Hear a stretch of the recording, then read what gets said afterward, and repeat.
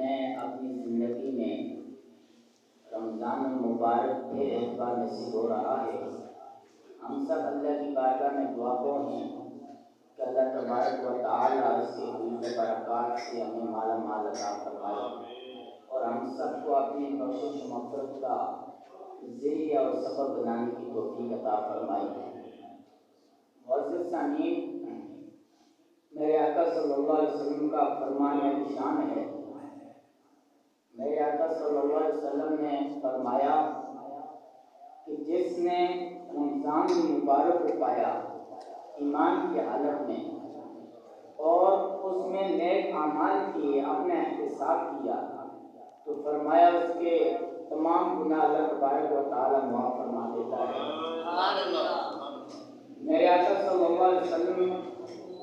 ایک بار مسجد نبوی کے اندر منبر شریف پر جب جلوہ افروز ہوئے تو میرے آقا صلی اللہ علیہ وسلم نے پہلی سیڑھی پر قدم رکھتے ہی آمین کہا، اسی طرح دوسری سیڑھی پر آمین کہا اور تیسری سیڑھی پر آمین کہا۔ تو صحابہ کرام کو اس عمل سے تعجب ہوا کہ اس میں راز کیا ہے کہ کچھ نظر نہیں آ رہا، لیکن میرے آقا صلی اللہ علیہ وسلم نے 3 بار آمین کہا۔ تو میرے آقا صلی اللہ علیہ وسلم نے فرمایا کہ میرے صحابہ جب میں نے پہلی بار آمین کہا تو جبریل علیہ السلام حاضر ہوئے تھے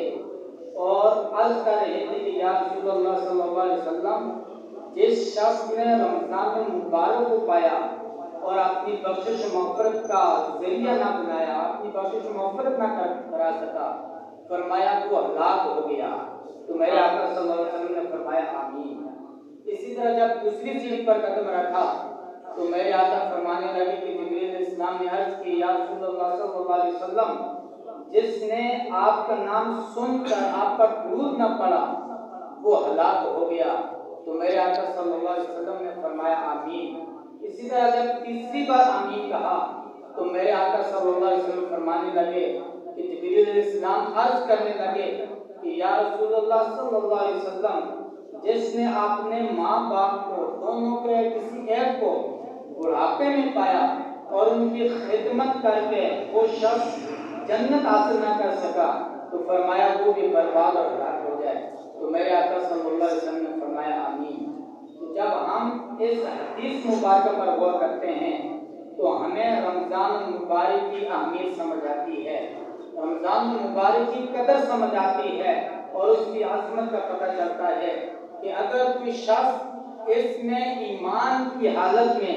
اخلاص و للہیت کے ساتھ اپنی گردن پر اور اپنے نفس پر چھرا پھیر دے اور اپنی تمام خواہشات کو ختم کر دے اور اللہ کی طرف رجوع کرے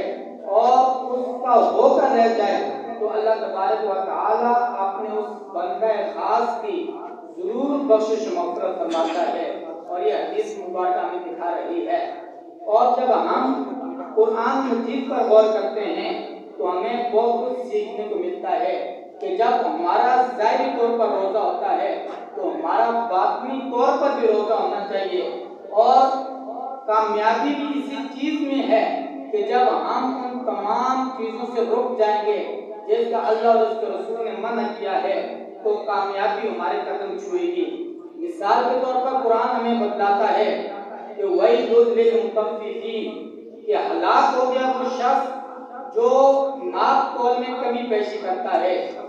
تو جب ہم اس آیت کریمہ پر غور کرتے ہیں تو پھر ہمیں یہ سیکھنے کو ملتا ہے کہ جب ہم کسی سے لیتے ہیں تو پورا پورا لیتے ہیں اور جب کسی کو دیتے ہیں تو کمی بیشی کے ساتھ دیتے ہیں۔ تو اللہ تبارک و تعالیٰ فرماتا ہے ایسا شخص ہلاک ہو گیا۔ تو ہمیں یہ بات سمجھ میں آتی ہے کہ اگر ہم نے ہلاکت سے بچنا ہے،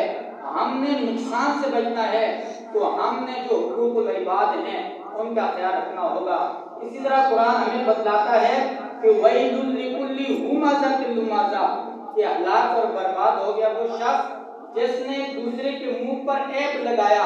کسی کی بےعزتی کی، کسی کی عزت کا خیال نہ کیا، اور جب وہ پیٹھ پیچھے ہوتا تو برائی کرتا ہے، غیبت کرتا ہے۔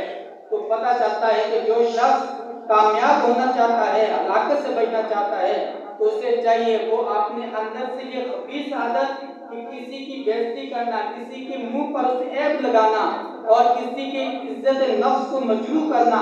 یہ چھوڑ دے اور پیٹھ پیچھے برائی کرنا چھوڑ دے، وہ شخص ہلاکت سے بچ جائے گا۔ اسی طرح جب ہم غور کرتے ہیں تو قرآن بتاتا ہے کہ فویل للمصلین،